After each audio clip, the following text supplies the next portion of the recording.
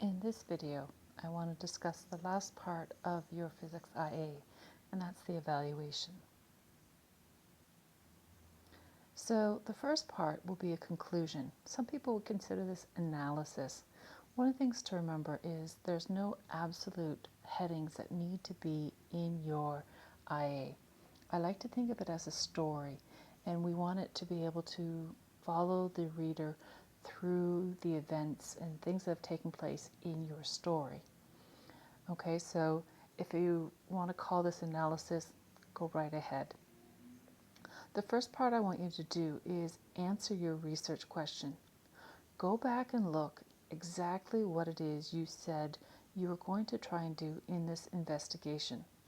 You'd be surprised at sometimes I have IAs to mark where they haven't done that and they go off on a tangent that they found and forgot to go back and fix to make sure everything is still sequential and still works through. Now, when I say about your analysis or conclusions, you've got to use your results. That means the graph you've created, equations you've got from that to support your claims. We need to make sure you are specifically talking about your report and not just things that have happened in general.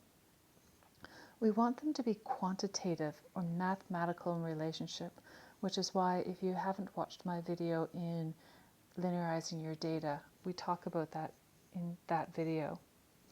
We don't want general statements such as increase or decrease or even worse, it changes. That word always has to have something with it. If you've got a specific shape from your graph, then make sure you talk about it in those details. Make sure you use values that you've got from your data or from your graphs. You might, after doing that, be able to make some general statements, but odds are at this level you can't say that the relationship that you've created, X was directly proportional to Y, would be true in all cases. So please be careful about making statements that, the sound created by clapping is always or directly proportional in all cases. Make sure you're aware of your limitations. The last part here comes in quotes from the rubric for marking IAs. A conclusion is correctly described and justified through relevant comparison to the accepted scientific content. It is expected that you have done research to support your findings. That's what they mean by justified. Can you find some scientific theory or reasoning why you're able to get your results? Okay, it's not just enough to say, well, I feel like this is right, or even worse, common sense says. Go out and find the scientific theory or something that would relate to it. In some cases, people have some very unique IAs, and you can't find a direct experiment or theory online. So see if you can find something to support your findings rather than prove it. After all that, you want to talk about some of the strength of your investigation. What we don't want to see is, oh, and I did it really fast, and it was really cheap, and what we'd like you to do is refer to things about your design and your method that actually made it more reliable, more accurate. That's not just saying, hey, look, I got the best money could buy, but rather, what have you done with your method? How did you make it so that I could go and repeat your experiment and still get the same findings? For sources of error and ways to improve, I really recommend creating a graph that looks like what I have below. Problems with the procedure, effects on the results, and improvement. There's a couple reasons for this. First of all, if you have a problem with your procedure, that's not just, oh, I couldn't count the number of drops of water. We want it to be with the procedure or the method. We don't want to say, oh, I just couldn't read something, or human error. You've got to be more specific with that. And we really want it to be based on the investigation. Effect on the result. I want you to really think about, did it cause my more randomness in my variables? Did it cause the values to increase? Did it cause the values to decrease? Because that needs to be improved. And if you think all of your measurements were increased by some kind of problem, then my improvement should reflect that. Okay? Also, the other thing about having a chart like this is you can see I have things on a row. So here's a problem, here is its effect, and how am I going to improve that problem? One issue that comes up in some people's sources of error and ways to improve is they might give me 5 different problems and 4 different improvements. And then it gets very difficult to think, well, why don't I have an improvement for one of the problems? Or in other words, why are you trying to give me an improvement for something you didn't think was a problem? They really should match up. You can see here that on the rubric, lower levels emphasize practical or procedure issues. In other words, just trying to get a better ruler or something that is to do with just getting a measurement. Whereas higher levels in the rubric are more about discussing methodological issues.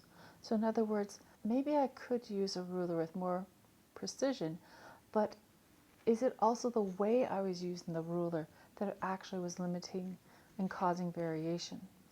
One really good thing to do if you're affecting the results is to think about whether these errors were random or systematic. Make sure that any of these choices are realistic and relevant. In other words, make sure you don't tell me that you're going to repeat something in a vacuum. Not likely at a high school level. Also, does it actually directly relate to your independent and dependent variables? Or maybe it's about having a better control of one of the controlled variables. After all that, I'd give a final paragraph. This is kind of like the overall conclusions.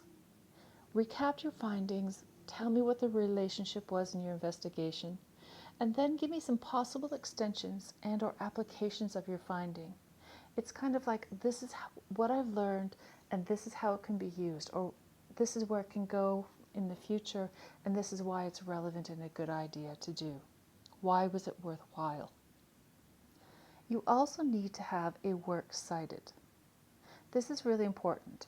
Now, first of all, the format, make sure you use the one that's been given to you in either your core class or your English class so that you're consistent. Make sure when you have your works cited, you've included enough information. For example, if you've told me you've used your textbook, I'm not going to go through and look at 900 pages to find which page you're referring to. Now you might think, hey, that's a good thing. They won't be able to check if I plagiarized or not. But actually, it's a negative thing. If you can't show where you've been using the work, then it makes it seem like you're hiding a lot of things. We don't want there to be an issue with plagiarism.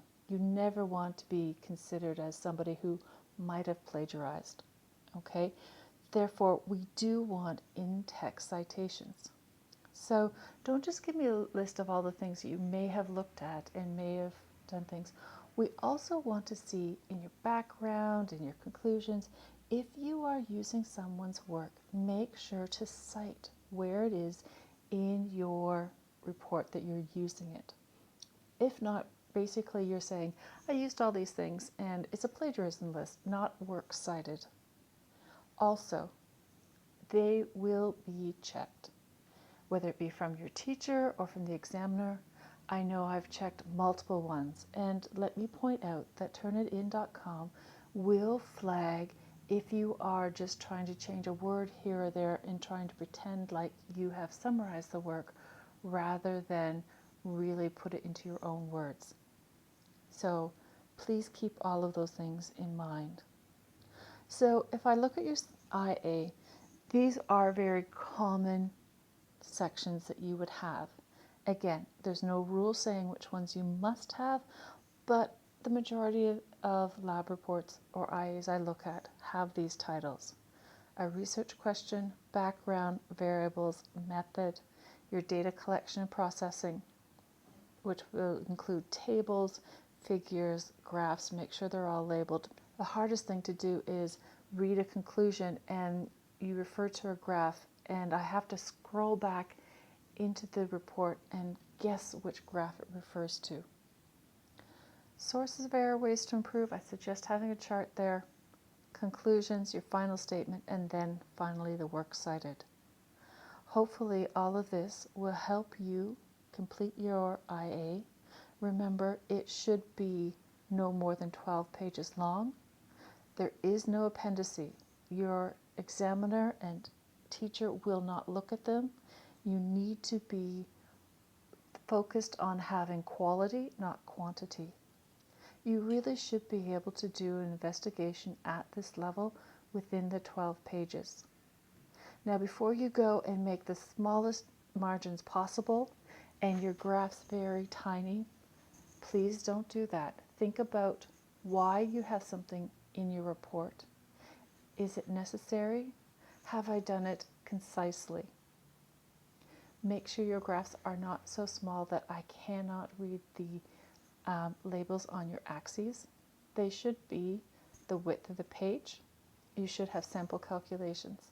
Also, it doesn't have to be double spaced and a certain font, but it needs to be easily read with reasonable size font and spacing.